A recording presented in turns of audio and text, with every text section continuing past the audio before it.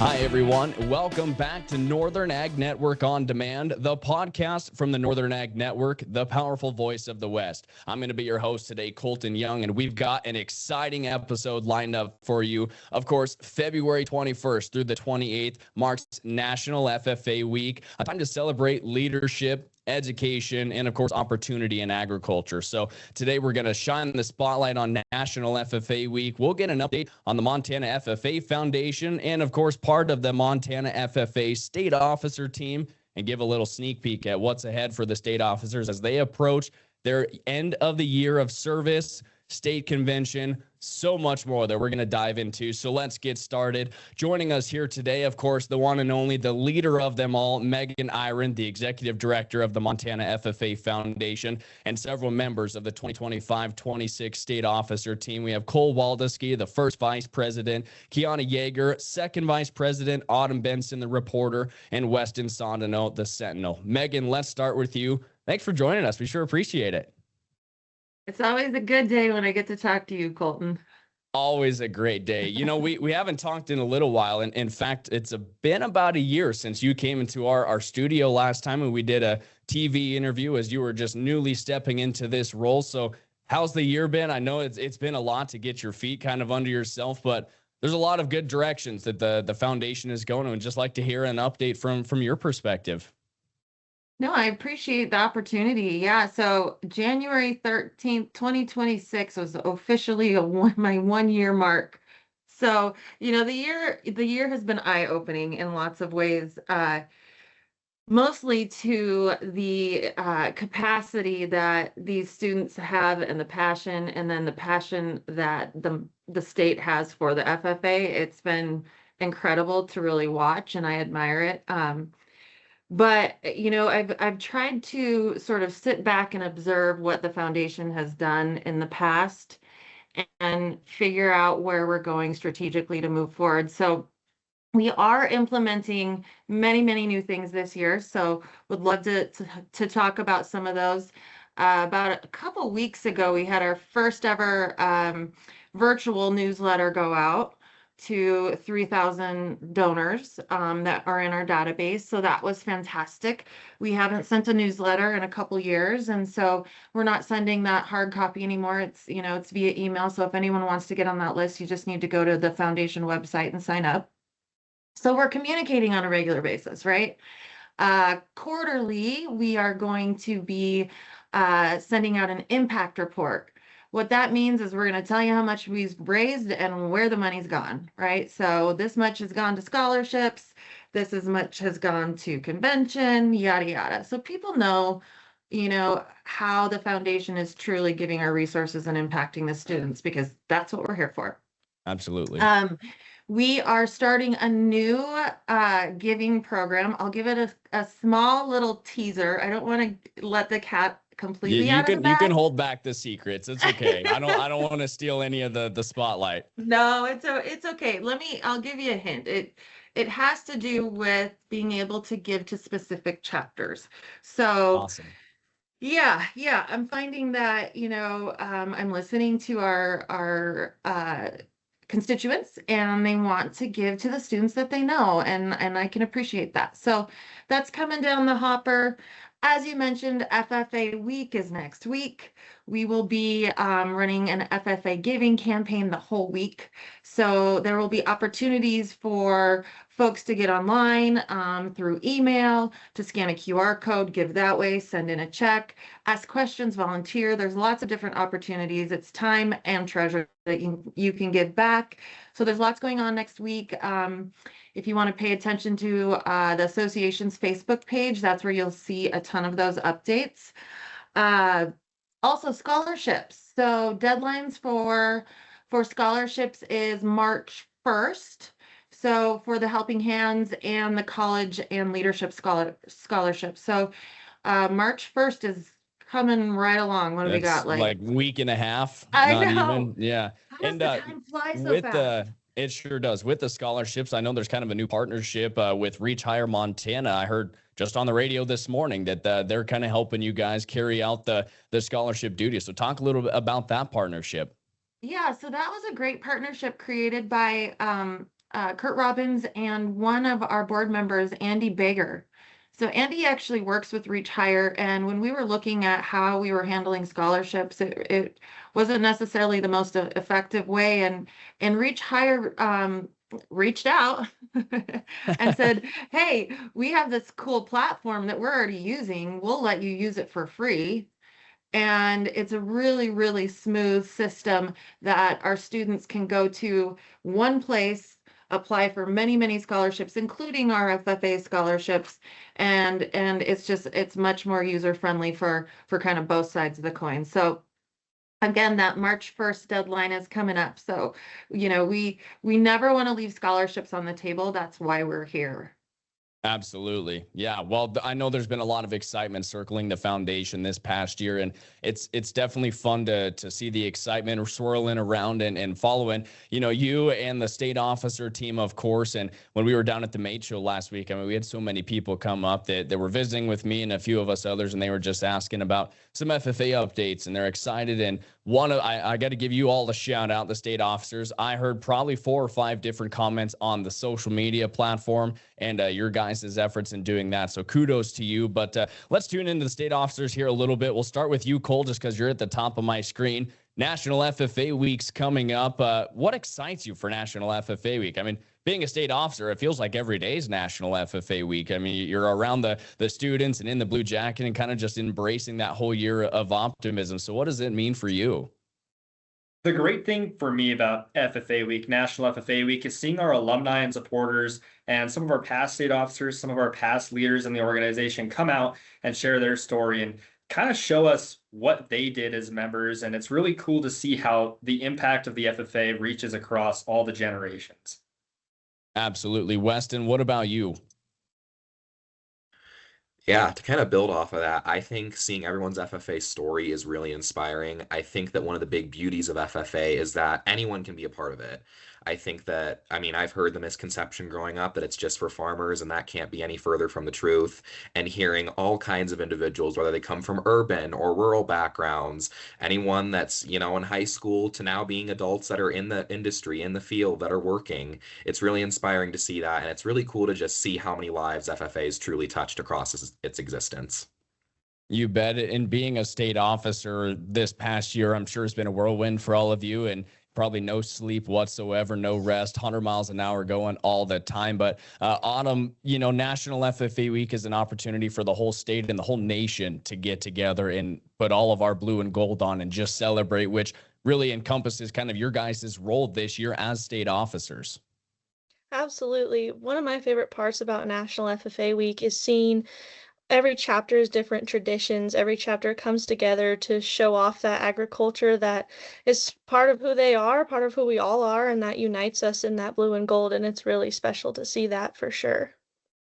Kiana, what about you? What's the most exciting part that you think you can maybe tie in from your travels this past year so far into National FFA Week and just kind of bring it all together for a big hoorah? Yeah, so I got to travel to quite a few different schools throughout this last year. And something I talked to them about was like, what are their plans? And they constantly talked about plans for FFA Week. And one thing that caught me off guard a little bit was I was talking to my home chapter, Fairfield, and they said, we're going to do an assembly to try and get these other people in our high school excited for FFA. And so it really made me realize that from nationals all the way to a small chapter in central Montana, we are trying to promote agriculture and our students are doing it. It's not just the adults. Yeah, definitely one of the highlights is being able to see how similar we all are when we come together and celebrate, but yet it's a celebration of all of our uniqueness and who is inside that jacket, what they represent, and what their plans are for their future. But let's take a few steps back here because it's been a while since we've talked to all of you. You've been traveling all over the place. This past year, I'm sure, has just been amazing, hectic, wild. You're trying to figure out what the heck is going on all at the same time while representing the organization. I know a few of you traveled to Spain, picked up some funky accents. So let's talk about ILSSO. How was that trip? Autumn, we'll start with you because you have the accent. It was honestly indescribable. I've wanted to go to Spain since I was 6 years old. And Spanish culture's been a big part of my life growing up. I went to a Spanish immersion school, and that's where I learned a lot of the language and found a love for that. So it was very, very special to get to go and see the differences in their agriculture and their culture firsthand and just immerse myself in that, meet people from all across the state, and then bring it home and share that with my friends and my community. And it was an amazing experience. I couldn't recommend it more. And I need you to tell everybody the different towns and stops that you went through, because you can roll the R's pretty well. So where all did you start and where did you finish? Okay, we flew into Barcelona and we traveled to Sevilla and we went to Consuegra and Toledo and Madrid. All right, Weston, you back that up now. What was your favorite stop? My favorite stop, there's so many incredible stops. Thinking back on the whole trip, I really enjoyed the olive oil farm that we went to. We got to learn all about how olives are produced, the different kinds of olives, the differences between like extra virgin, virgin, and just regular olive oil. We got to tour a facility where we saw how the olive oil was pressed, and then we actually got to try some of the different oils that they produced. One that I didn't expect, they had an olive oil that they infused with orange, and they served it to us on top of chocolate ice cream. And if you asked me before if I had ever put olive oil on top of ice cream, I would have said, no, heck, what's that? But I actually tried it and it was so good. And I bought a thing of it to bring home, and my family tried it and they're like, oh, this is great. We've never thought of this. And it was just super cool to, try new foods that we've never tried before too. I ate an octopus leg at one city that we were in for lunch, and I was like, you know what, it was good. I enjoy seafood and I really enjoyed trying all the different kinds of food. Specifically, I'm a foodie, but otherwise it was an incredible trip regardless, but I really liked the olive oil farm specifically. Wow, that's crazy. Who all from the team went? So it consisted of me, Autumn, Morgan Beisel, Cole, and then last year's state president Jordan Leach. Gotcha. Yeah, it looked like there was a good group of you going. So, Cole, what about you? Did you eat any octopus legs or squirrel or whatever else they had over there for you guys? Oh yeah, I had myself some calamari, had myself some paella. A paella is definitely all that it's talked up to be. So if you ever have a chance to try it, if you ever get to go to Spain, I'd definitely try that out. But if you know me, I'm always on a seafood diet. Seafood, eat food. I knew that's where you were going. What was your favorite stop? We heard from the olive stop, but it looked like you guys got to see a bunch of different operations and really a whole new side of the agriculture industry that, we don't get to see here in Montana. I think the coolest stop for me was we went to a Spanish bullfighting bull farm. And so this is a ranch where they are actively raising Bos Bravos. That's the breed, and that's what they breed for their fighting bulls. So they're not as big as you'd think they'd be. They're a little smaller in frame size, but they're fairly muscular. And yeah, they just live out on the range. But we got to go out and drive out on the open range and backcountry hills of Spain and see where these cows are growing up at, and that was really special to us. And it turns out that the ranch that we were on was the ranch that Disney used to model for the movie Ferdinand, the animated movie Ferdinand. That's way cool. That's awesome. I was just going to say, did you get to see Ferdinand at least? That's one of the all-time great books and movies, right? But, I think a really cool part of this, and I wish I would have went on when I was able to go on that ILSSO trip, is it's not just a group of you Montana state officers, like it's nationwide. There's many officers and just FFA members that come together to do this. So I'm sure the connections, Weston, who were some of the states or people that you got to meet that you never would have if it wasn't for this trip? Absolutely. Well, oh my goodness, again, so many, like you said, incredible people. Our tour guides to start were incredible. We had both Deb and Juan, and they were both very knowledgeable. Were always trying to connect with us and build relationships with us. Specifically, we were broken into like travel groups so that we were easier to like keep track of when we were in country. And there was everyone in my group. I think I had like 10, 11 people other than myself that were in my group that were absolutely incredible. There was one state officer who served last year named Reagan Honeycutt, who was one of my like trip besties during the trip. She's absolutely incredible, super fun. Then there's all kinds of other amazing people. There's PJ, who's the state sentinel for New Jersey. Susie, and then all kinds of just other amazing people, just to name a few off the top of my head, that were absolutely incredible, that really united together to make this experience well worth it, as well as Joe Martin and Celia Glowacki and all the amazing National FFA staff that helped even make this trip possible. So very thankful for all of them. Absolutely. And Kiana, we didn't forget about you. While these guys are all partying in Spain, someone had to stay home and do chapter visits and keep the state association together. I know you guys have been traveling a lot. To fill us in on some of your chapter visits and just traveling and seeing Montana FFA members across the entire state. Yeah, so Autumn and I actually got to go on chapter visits, and we went in early December, and we went to 14 chapters in 4 days in central Montana, and it was one of the best experiences I have been able to experience. I actually walked out of a building with Autumn and I said, I loved that experience. We got to remind FFA members that the impact they can make is not determined by other people. And one chapter even took it a step further by explaining how people have seen them in a bad light, but they now understand that they can be the person they want to be, not who everyone perceives them as. But also, I had a great time with Autumn. We got a little lost once in a while, but other than that, we also got to go to Fusion while these amazing people were in Spain, and Fusion was so much fun. We actually had an extra track this year called the State Officer Track, and I got to facilitate during that track, and we taught them how to identify their values and how to make sure they're holding true to their values. And these FFA members just astounded me with how into it they were and how much they actually benefited from these workshops and people coming in and showing them who they can be. You know, I remember when we kind of kicked off the state officer year, of course, your first summer into the jacket, you're doing a lot of traveling and ronding around with Mr. Rose and this and that. And then you get to start to travel around and see different chapters, and you have J Days in Bozeman. And then, you know, kind of after the first of the years when you really start to sit back and reflect and think you only have 3 months left or 2 months left. And before you know it, state convention's here. But Fusion Conference was one of those opportunities where you really felt like you were truly making a difference, because you really had those members that were present. They opened up, and you can see the difference that you made. Autumn, what was kind of the highlight for you going on chapter visits and sharing your guys' workshop that maybe stood out to you and it made you feel like, you know, this is why you wanted to be a state officer?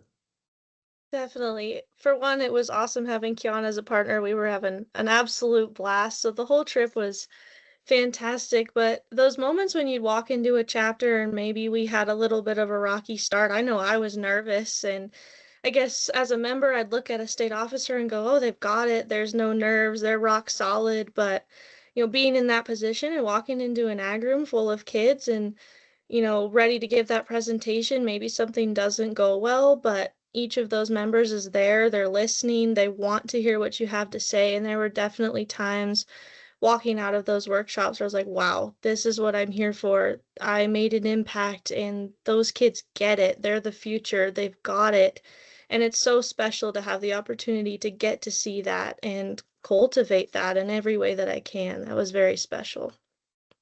And Megan, for you, from the foundation perspective, as the state officers are traveling the state and they're making those connections, and then you get the opportunity to go to Fusion Conference and kind of hear from everybody on how they're doing as a state officer team, but then also see the excitement that they bring to the organization. Recap Fusion Conference, but then also what do you get from having those conferences and seeing the growth in the organization? Yeah, that's a great question, and really hard to articulate because it is so special. So, you know, Fusion, we had 115 students show up for Fusion. And as you know, these are the students that all of our FFA students are leaders, and they all are there for the right reasons. But these 115 are really there to amplify their experience and take it to the next level. And I think that that's really, really, really special and cool. So this year we had 115. As the officers mentioned, we had 3 tracks. So we had a blue track, which was for freshman and sophomore, yellow, junior, senior, and then the state officer. And they were all very different and had, you know, different directions. And it was fun to see everyone come together and connect with the officers. You know, they all live in different parts of the state, so it's difficult to be together all at once. So it's nice when we can do that, and it's nice to see board members as well. I do want to mention I brought my father to Fusion, so he's a retired CEO of a hospital. Okay, so his expectations are decently high. And so I brought my dad in, my 73-year-old dad, and he judged uh in the interviews. And so, not judged, but he interviewed kids that were juniors and seniors. And we got through the first 3 interviews, and the student walked out and he looked over at me and said, I would have only hired FFA students if I would have known. Wow. So that was pretty cool to hear. So it's fun for me to think about what are those events and ways I can connect with you guys as officers and the FFA students and bring people, stakeholders like Dad, right, and other donors in to really experience what I'm talking about. And see their donations and their volunteer hours at work, and really just kind of bring a confidence over them to know that you know, the organization's heading in a right direction, and that upcoming generation of ag industry professionals is growing, and you can see it firsthand. We'll head back over to Cole here. While you were in Spain, you know, all this Fusion conference was going on, but I know you did chapter visits too. Talk a little bit about your workshop that you did in your state travels. Well, we had 4 workshops prepared for all these chapters to choose from. And the reason for that being, we want them to be able to choose the type of direction that they want to go with their chapter. Maybe, you know, they've figured out what their strengths and weaknesses are, and they want to focus on one certain thing. And I think my favorite workshop to give was the How to Make an Impact workshop. And that taught all of our students and our members that participate in the workshop how they can go out into their community, make a difference. And we use the analogy of a pond. And so, you know, if you were to take a pebble and throw it into a pond, it creates a ripple. And we were trying to teach them how they can make a ripple on their communities. And I think that at the end of it, students had a note card full of all sorts of things that they are going to do in the next year and the following years and the rest of their FFA career to make an impact. Absolutely. That's such a fun message to share. Well, I know that, you know, those months from November to January, there's a lot of travel, a lot going on, but, well, we're sitting here almost at the end of February, which means state convention's coming around the corner, which means you guys are about ready to take those jackets off and all the emotions are going to hit you. And then everyone's going to post the picture of you all on stage crying. And you're going to ask, why did they post that picture? But as state convention is coming up, maybe provide a little sneak peek. I'll let anybody jump in here. What are you excited for state convention? What should members be getting excited for? And as they head down to Great Falls, what should they be looking ahead to? Something that I think members should be excited for is just how we all get to come together. I know this is the same every year, but we get to meet each other. We get to go dance with each other, but more importantly, we get to build our community. But something else is we've got a couple things in the works that we can't really share right now, but we're really excited for them. And I'm hoping FFA members will stay tuned and watch our social media for more information on that. All right, we'll head to Autumn here real quick. Autumn, been to several state conventions before. Of course, the last one was probably the most nerve-wracking for you as you're all going through this interview process to get to this point in your FFA career. What's a highlight that you always loved at state convention? Oh man, state has always been probably the highlight of my whole FFA year every time I've gone, but I love just seeing how many people show up. Every year there seems to be a membership increase. Every year there's a new chapter chartered. You know, someone signs on to go be an ag teacher, and there's just this big network that's formed between members. I meet someone new every single year. You see people walking up, shaking a hand they've never shaken before, and all of a sudden you've got a friend for life. And I think that's absolutely the most important part, and what FFA is all about is forming those connections, and state convention really provides a platform for that. Cole, what about you? First vice president of the Montana FFA state officer team, and what are you looking forward to as your time is kind of running down here as an FFA state officer? Of course, we all know the impact lasts forever, but what are you really looking forward to heading into the final stretch here? Colton, as this is our final state convention as state officers, I like to look on the bright side of things most of the time. And for me, I think what's super exciting about this state convention is our state theme this year is Born for This. And that's, a really big statement. And a lot of people might ask, well, what does that mean? And Born for This, for our members, all of our members are born to succeed or excel in some way. And FFA helps them find that.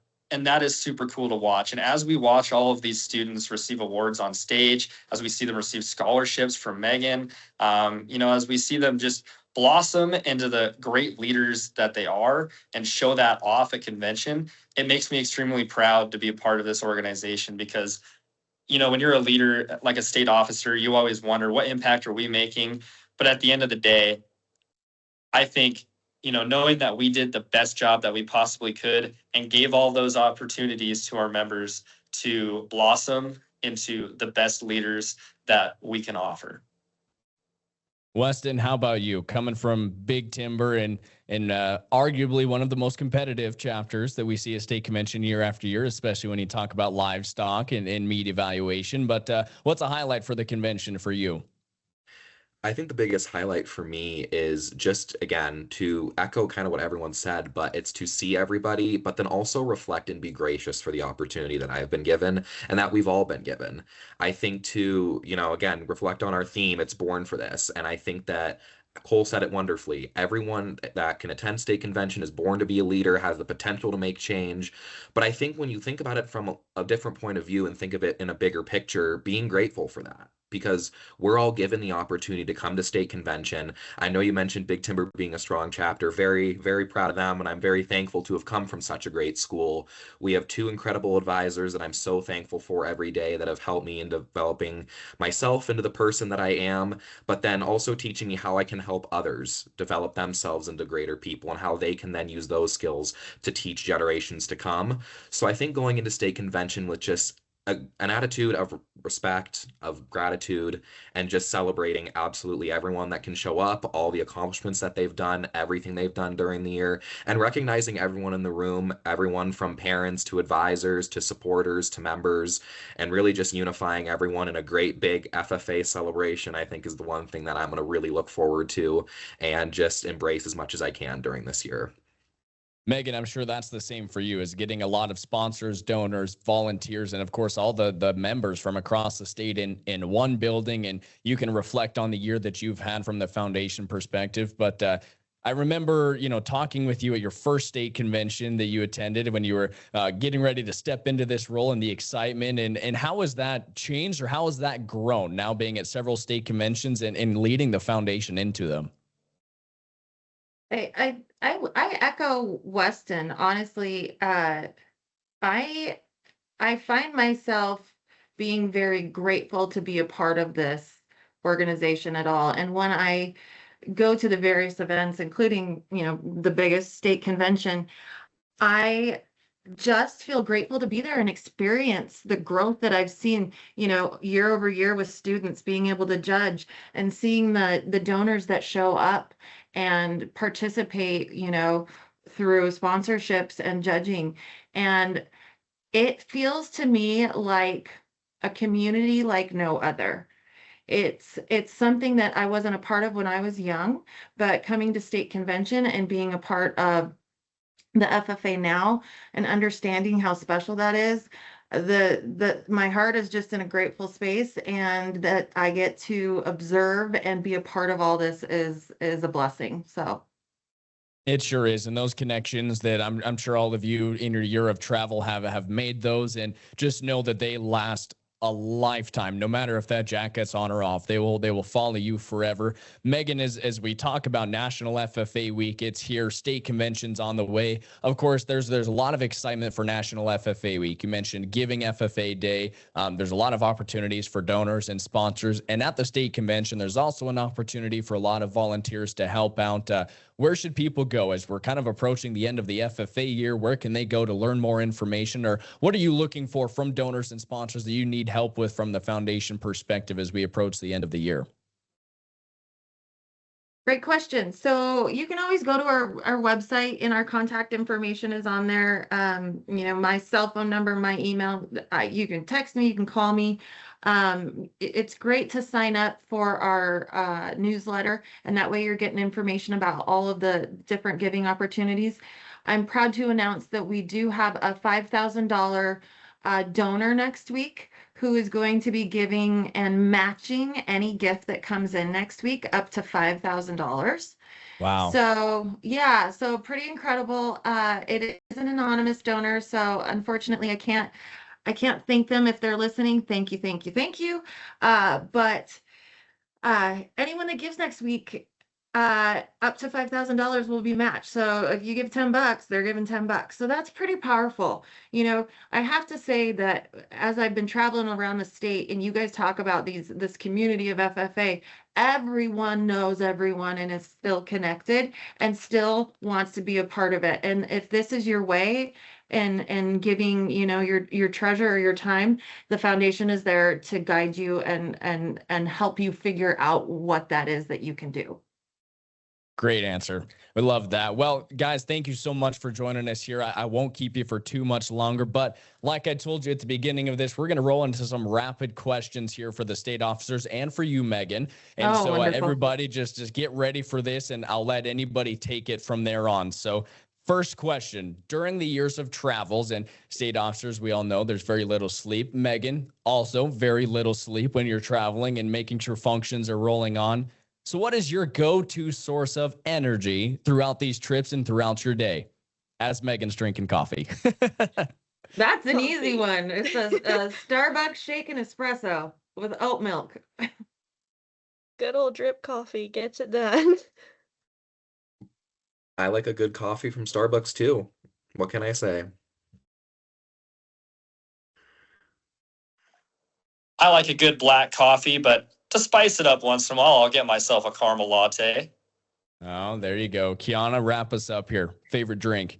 Yeah, I probably would have to say Red Bull on occasion, not very often though. I was hoping somebody would say we can't all be coffee drinkers. There's got to be some energy drinks and all sorts of nutrients in those that you need. All right, next question here. Besides the Olive Garden soup and salad that we all know Mr. Rose loves to enjoy and take us to for our meals, what's your favorite restaurant, food venue, or food, Cole, you've already talked on this a little bit, that you have eaten throughout your year?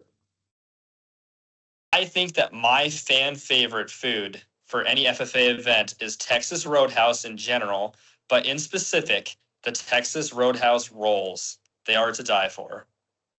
Absolutely. Autumn, what about you? Favorite food throughout the year?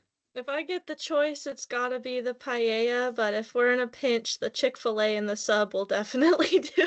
Oh, yes. Good addition to the MSU campus there. Megan, favorite food throughout the year?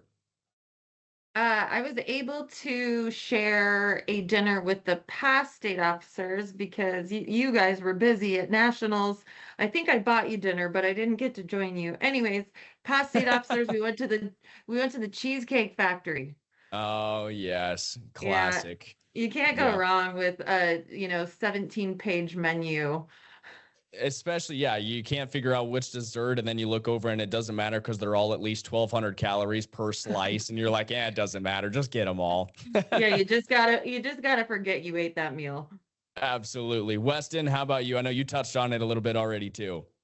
Yeah, so I mean, if I could go back to Spain and eat all the amazing food they have there, I absolutely would, kind of similar to Autumn. But I also love Texas Roadhouse. I love the Chick-fil-A, specifically being on MSU's campus. Let's just say that the Chick-fil-A hasn't been the greatest for my cat card, because I am a frequent visitor there. But I do love a good chicken sandwich, some chicken nuggets. But I mean, truly just enjoying that as much as I can. And when we're on trips, trying new things. But Chick-fil-A is a good addition. And then when it opened in Billings for the first time, that was my go-to place in Billings for also quite a good chunk of time.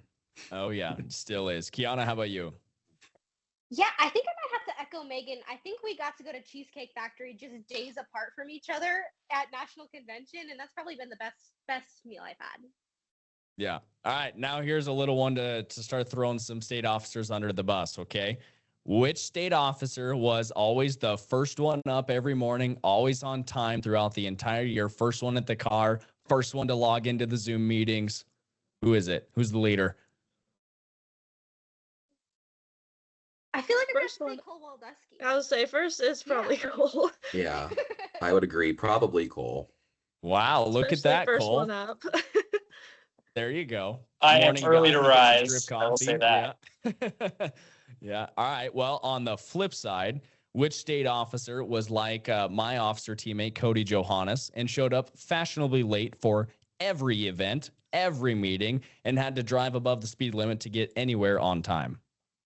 I have to hope say she, Savannah. I was going to say, hope she doesn't kill us, but Savannah.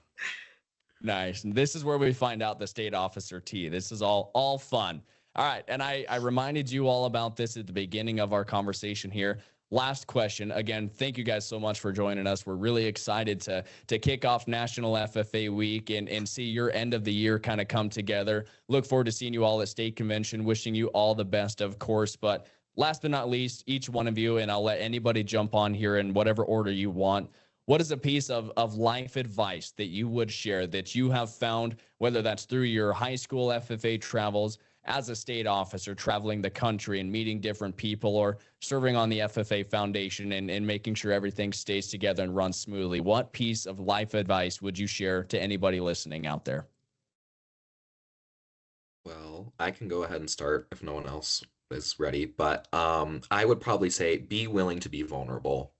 I know that kind of sounds maybe a little cliche and we've heard it a lot, but I think that, I mean, being young, it's easy to put up walls. I know that in my life, I certainly have, and there's things that I've hesitated to tell people about just because I'm scared of being judged or what people are going to do with it, when in reality, once you really break those walls down, and I've realized this year, and give members an opportunity in the space where they feel safe enough to cultivate connection with each other, with us as state officers, that really is what, again, harnesses connection. And I think that connection is the basis of everything else. I think it's like the foundation of every friendship, relationship, everything in life. And I think reflecting on my year specifically, the people is the joy of the job for me. That's why I'm here, is for the members and everyone else.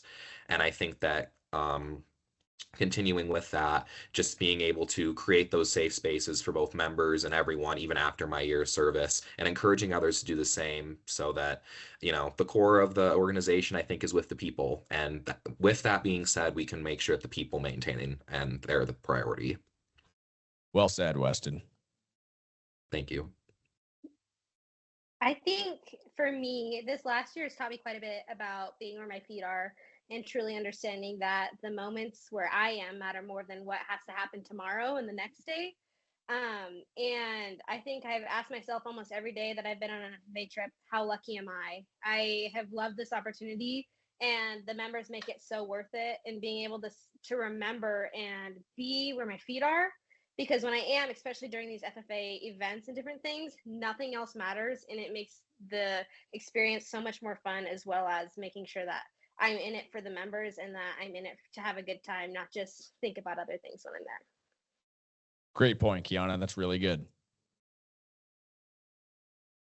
For me, I would say my biggest piece of advice is be there for people. I like to use a little sunflower analogy. They're my favorite, but sunflowers, of course, track the sun, and that's how they got their name. But when it's cloudy out and maybe they're not feeling those ultraviolet rays come in, they actually turn and they face each other. And to me, that is so important that we kind of model after that, because you never know if someone's having a really hard time finding the sun, their day's looking pretty cloudy.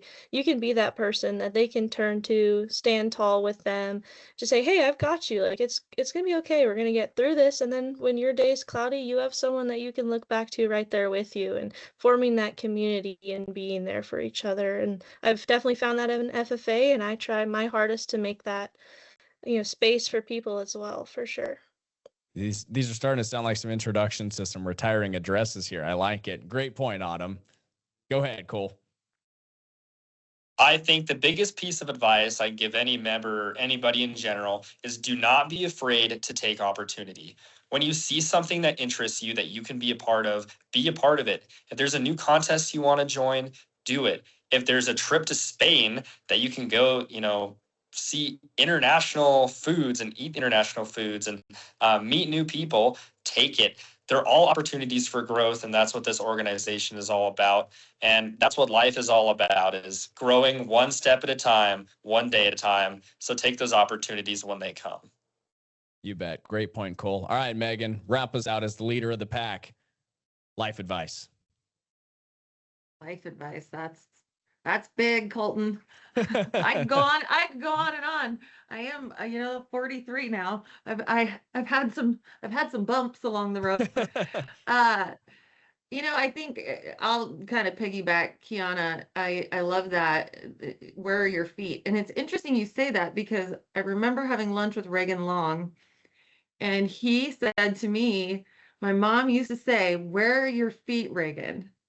And like, it just hit me too. It's just ground yourself. Like, where are you? So I think honestly, it's very similar. Life is what happens when you're making plans, be in the moment and be present. And, I think with what I have the blessing to do every day for a living, and like being a mother, being in that moment with the people that are in front of you and care about what they are saying and listen, you will have so much reward, so many more rewards than, being elsewhere and planning for the future. Not that planning isn't important. Awesome. Great advice. Again, that's Megan Irion, the executive director of the Montana FFA Foundation. And of course, we were joined here throughout our episode today by several of the state officers: Cole Waldowski, the first vice president from Conrad; Kiana Yeager, state second vice president from Fairfield; Autumn Benson, the reporter from Corvallis; and Weston Sondano, the sentinel from Big Timber. Thank you guys so much for joining us. We sure appreciate it. And we'd like to give a big shout out to our sponsor for bringing us this content, BNSF Railway, always providing our sponsorship for our podcast. Thanks everyone for listening. That's going to wrap up another episode of Northern Ag Network On Demand. I'm your host, Colton Young. We'll see you next time.